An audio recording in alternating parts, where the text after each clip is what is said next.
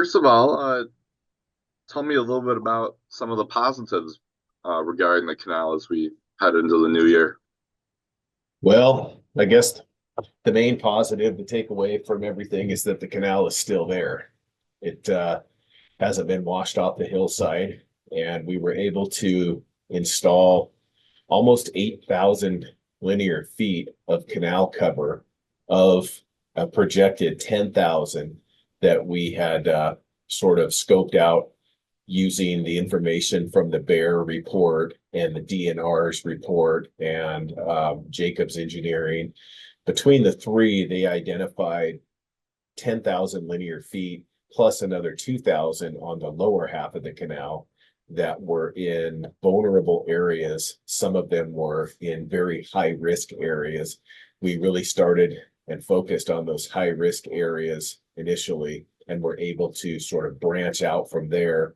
And we hit all of those high risk areas, including the drainage sites where there was a significant risk for flooding and debris flow and mud flow and areas where the canal was most vulnerable. And so we were able to cover all of those locations and more.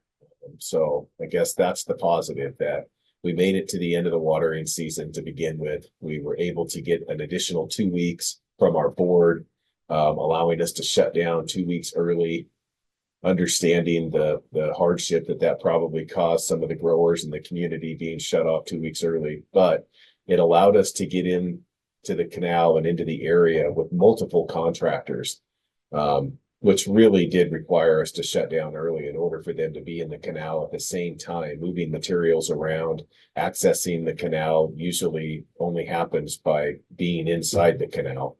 So we had multiple contractors on site that rebuilt an access bridge that we lost in the fire that was preventing us from getting to areas on the lower half. We also had a pedestrian bridge up near our diversion that was burned and at risk of falling in the river. We were able to remove that. And we've been granted a partial grant through a U.S. Forest Service program to replace that. We're kind of looking for some partnership to help offset the cost to help us get that pedestrian bridge rebuilt. But we replaced all the animal crossings and the animal ramps before the migration towards the Oak Creek feed station took place. So we're really happy about that. We worked with the Rocky Mountain Elk Foundation and the Washington Conservation Crew to come out and help us with that. We had 2 rounds of tree falling that took place. One round was just initial hazards to get the trees off of the canal and the immediate hazards that were posed by some of the trees that were at risk of falling on our employees around the canal. And then we went back and did a second round of tree falling where we took additional trees down that we didn't really notice the first time through. There's just thousands and thousands of those dead standing trees up there. And, it's in a high wind area, as you know, and eventually they'll all come down. And a lot of them will come down on the canal and in the canal. And so those are areas that we've been really targeting to cover and protect. And so those are areas that are part of that 10,000 to 12,000 linear feet that we've been targeting there. But we also got all the timber cribbing replaced that was holding that heavy cover up off of the canal structure itself. We were able to get all of that cover replaced. And we took we hired 3 different contractors that were in the area after we shut down. One of them tasked with excavating material out from underneath 2 of our most critical locations where we had pipe bridges that go across these draws. The draws have some have seasonal streams that run under the pipe bridge. One location at Sentinel Creek has a perennial creek that runs under year round. And the Bear report and the hydrology models that were done by Jacobs Engineering indicated that we should be prepared to see up to 50 times the normal water volumes coming down out of those watersheds now that the vegetation is all burned and there's nothing to absorb that moisture, that there will be significant flooding, especially with the La Nina winter that was forecasted that we're now seeing today. So our concern is that when this snow starts to melt, and sometimes it melts in a hurry, as you know, sometimes we get some pretty good warm spells that come through. And if it rains on top of that warm weather, that snow will melt in a hurry, and it's going to come down through those watersheds and down through those alluvial fans and potentially impact our canal in a really bad way. And so there were a couple of locations where the pipe bridges that go over those draws didn't have enough clearance. In one case, there was just a couple feet of clearance between the ground and the pipe bridge, and the experts warned us that you do not have enough room under those pipe bridges to clear any debris that is likely to come down through those draws. So if you can imagine all those burned trees, and as they fall down, they just disintegrate. They're just burnt, charred, standing trees. When they come down, they break apart. All that stuff, all that debris is going to come down those draws in a hurry this spring. And so we were able to get a contractor in there and excavate the material out from underneath those two pipe bridges and give us some significant clearance. But there were a lot of challenges with permitting and access and what would be allowed and what would be approved for us to do under those pipe bridges. But we were able to get all that done. So we feel pretty good about the work that we've gotten done to this point to make the repairs from the initial damage and mitigate the risks heading into the winter. And now with all the cover that's been installed and the excavation work that's been done in these key areas, we feel like we've kind of mitigated our risks and to some degree maybe stabilized some of the area around the canal. But there is still so much work to do up there, and it's just not something that this, irrigation district can take on by ourselves. We don't have the funding. We don't have the resources to be stabilizing the forest or DFW's property. And so we're doing the best that we can and targeting the areas that the experts have indicated we need to focus on. And, unfortunately, our maintenance and construction window has likely closed for the year with the weather that has set in up there. It's very difficult to get any work done. The only contractor we have left up there doing any work is installing cover, but we know that they're not going to get all the cover installed. We knew that they would have to come back in the spring. So we'll have to probably continue those efforts in the spring to come in and finish covering and protecting the canal. But, we've also installed a canal monitoring system by Rubicon Automation. We've got 6 flow stations at different locations on the canal that will monitor flows. And if we have a landslide that takes out the canal, or we have a breach from a boulder impact or a tree impact, we'll see that flow delta from one station to the next that would then be verified on downstream in the canal, and it'll alert us and notify us that we've had a breach or there's something going on up on the canal, and we can dispatch people right away instead of in the past. We were at the mercy of people just driving down the highway that would see water coming down the hillside. Well, that breach could have been happening for hours before somebody noticed it. So then it results in a 150-foot section that has to be replaced. Well, we're trying to minimize that. We're trying to put ourselves in a position where we can detect a failure on the canal and shut the water off and minimize the damage so that our repair time is minimized. So we're also in the process of trying to secure an emergency pipe bridge to use in case we have one of those pipe bridges that's compromised or gets washed out of those draws. The manufacturers have told us that it's a 2-month build time before those pipe bridges can be delivered. Well, 2 months to get a pipe bridge and then a month to install it the orchards are not going to live for 3 months without water.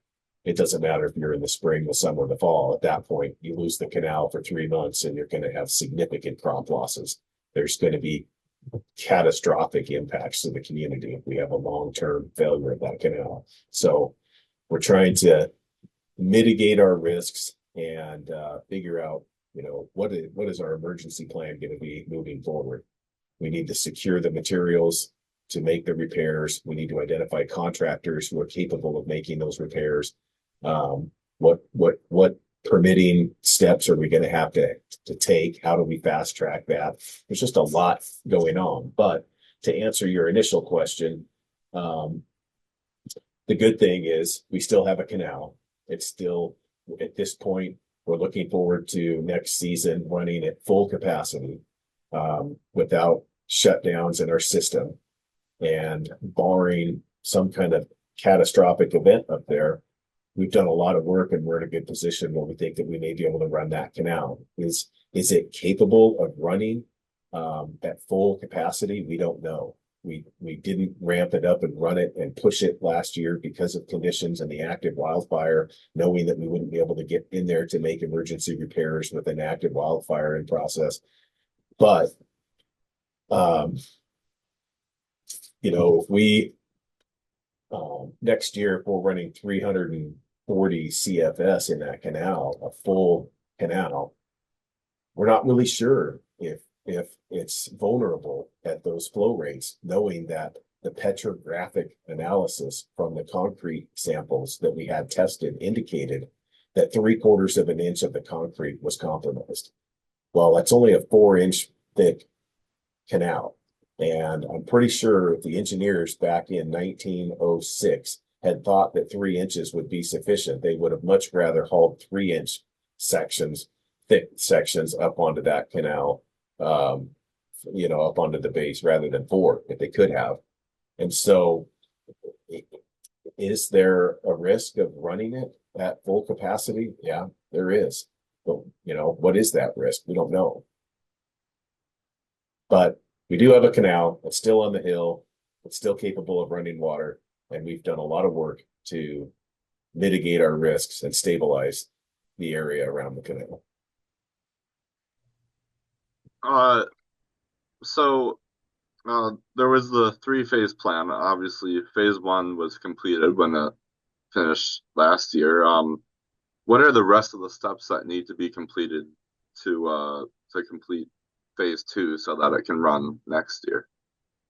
I think the only thing that's left of phase 2 to get us to the start of our next season is really just to finish the cover that we have, make it through the rest of the winter without having a landslide or some kind of debris flow that takes out our canal. Really, I mean, we can't predict what's going to happen there. So, barring a catastrophic event from Mother Nature up there, the only things we have left to do of phase 2 is finish the cover and commission the Rubicon automation system. So that monitoring system is in place. The equipment has been installed, but it will require water in the canal to commission the sites. So next spring, when we turn on, we'll be working with Rubicon to commission all those sites and bring that monitoring system online. And then moving forward, we're also looking at automating our spillway gates that release emergency water from the canal. There's 3 of them on the canal. And we also want to automate the radial gate, which is at our diversion dam that opens the water to the canal, right? So it's the main gate up at the diversion.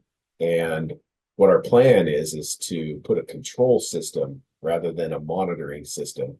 But because we only had so much time, we put all the monitoring stations in place, and we're waiting for a bid on what it would cost to automate the spillway gates and the radial gate up at our headworks at the diversion. Because our plan there is to detect some kind of a failure, detect the failure, and then open the spillway gates to release the water from the canal and shut the radial gate to shut the water off to the canal to minimize the damage to the canal and the environment. Because when we lose the canal, it rips apart the hillside and makes a huge mess. And that river down below, as you know, is critical habitat for listed steelhead and bull trout. So we're very cognitive of what the potential impacts are to the environment, and we're trying to mitigate those risks as well. We don't want to see a repeat of what we had happen in 1980. What So we are, that what we are, we got to finish covering the canal. We've got to commission the Rubicon automation, and then we'll have to go back into a couple of the areas where we excavated, and there'll be some restoration requirements from the landowners. Most likely the Forest Service is, but maybe I think DFW might be the landowners at both the locations that we excavated. But either way, there's some restoration that'll have to happen there, and we'll have to plant some vegetation and some plants or something in there. But that's pretty much what we're doing for mitigation of phase two. There's a lot of stuff that we didn't get to that, are still concerns to us. One of them is the French Canyon Reservoir. Our reservoir sits at the bottom of a massive watershed. The North Fork Cowichy Creek watershed extends way back into the hills. It's a big watershed, and a large section of the upper end of that watershed was severely burned by the retreat fire. And a lot of that debris, all of that is going to produce a significant amount of silt and mud and debris, and it could potentially end up in our reservoir. And we don't have a plan for how to mitigate that. We've been talking about that, but our main focus to this point has been the canal, but we have other areas of concern, and our reservoir is one of them. So how do we keep that silt and debris and mud out of our reservoir?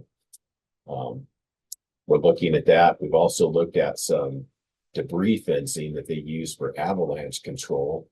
And the thought was, maybe we need to put some of those in a few of these locations to protect our canal. But the concern is, how do we maintain those? How do we clear that debris every couple of years? I mean, we can't get up in there. We can't get equipment in there. We can't get excavators or any type of equipment or trucks. There's no way to clear it. And so we could potentially be creating a natural dam that at some point will let go of an enormous amount of material. So is it better to just let that material come down a little bit at a time and take our chances at the pipe bridge? Or is it better to try to catch all that material and take the risk of creating a natural dam?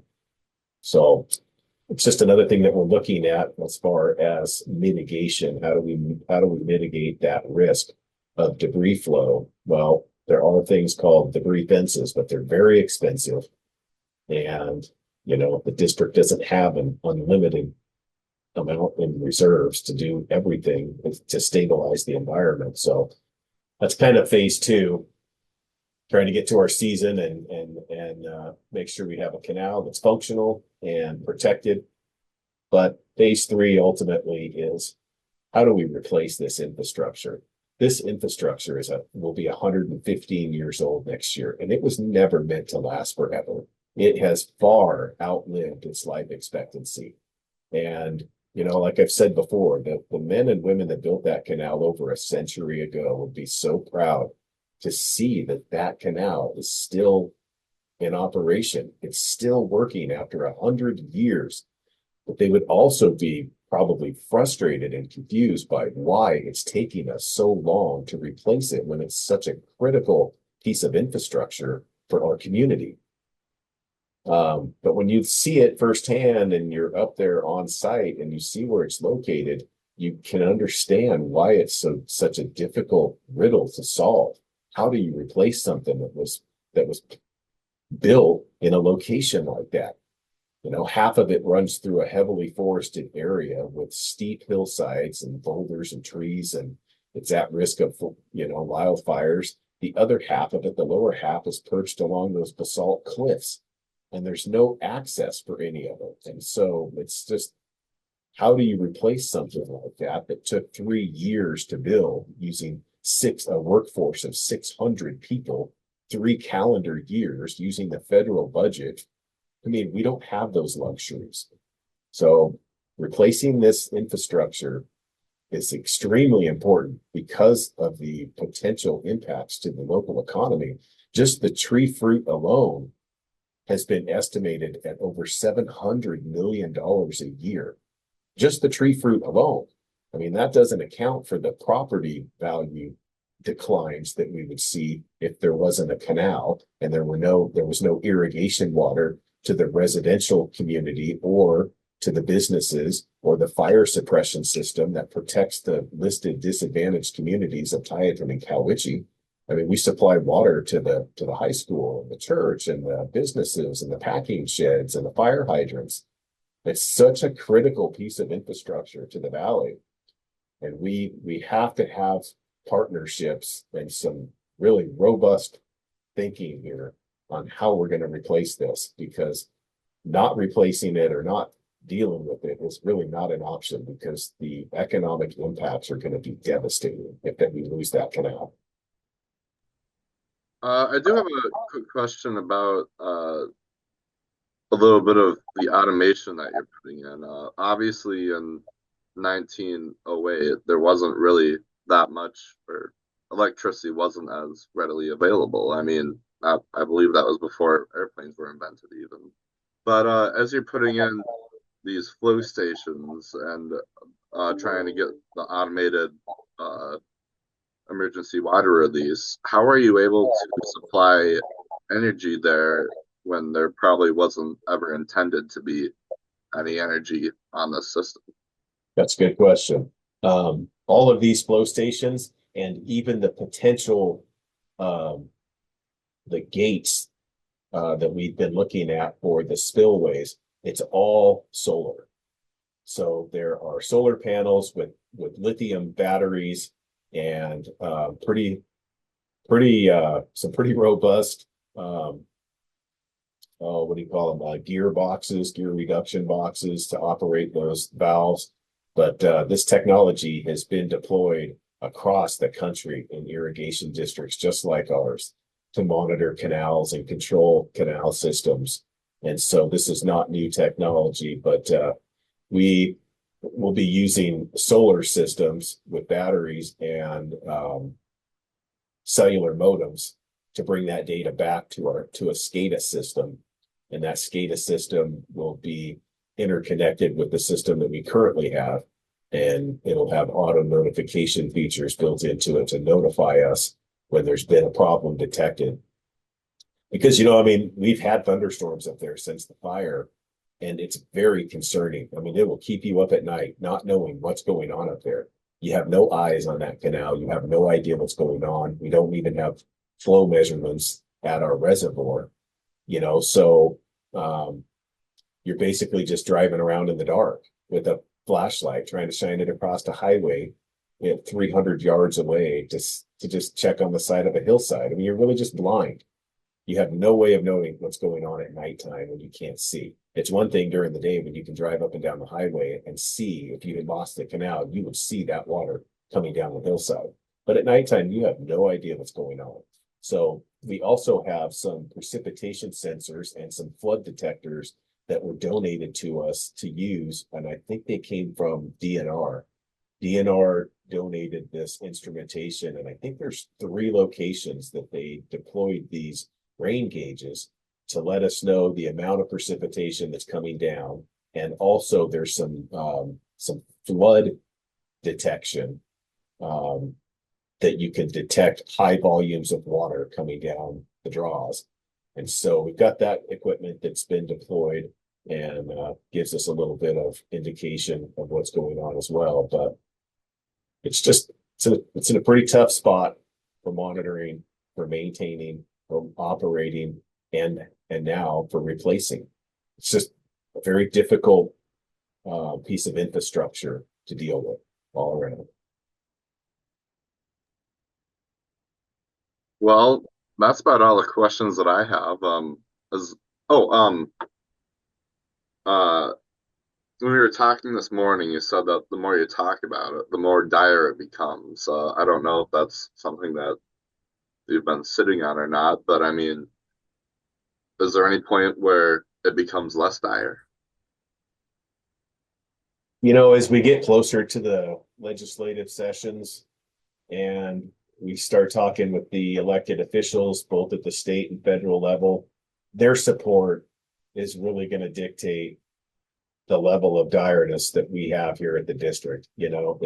They've been engaged with us and they have expressed a willingness to support us in any way that they can.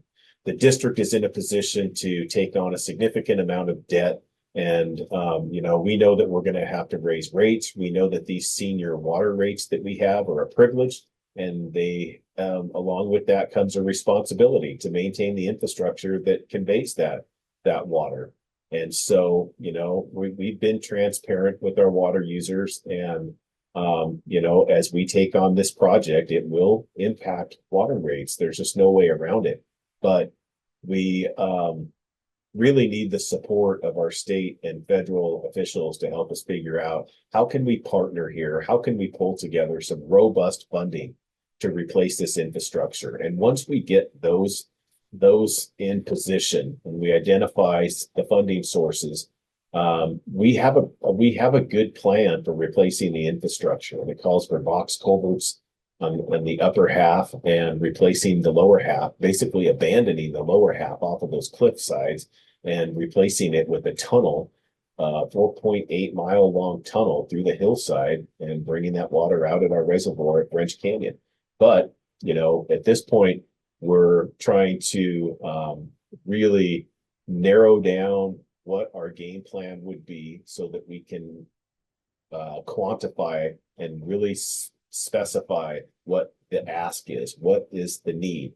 The need is, we have to kind of lay this out in a way that it's phased over, a period of time, because obviously we can't replace this entire canal in one season, in one off year. The off season for us is 2 months.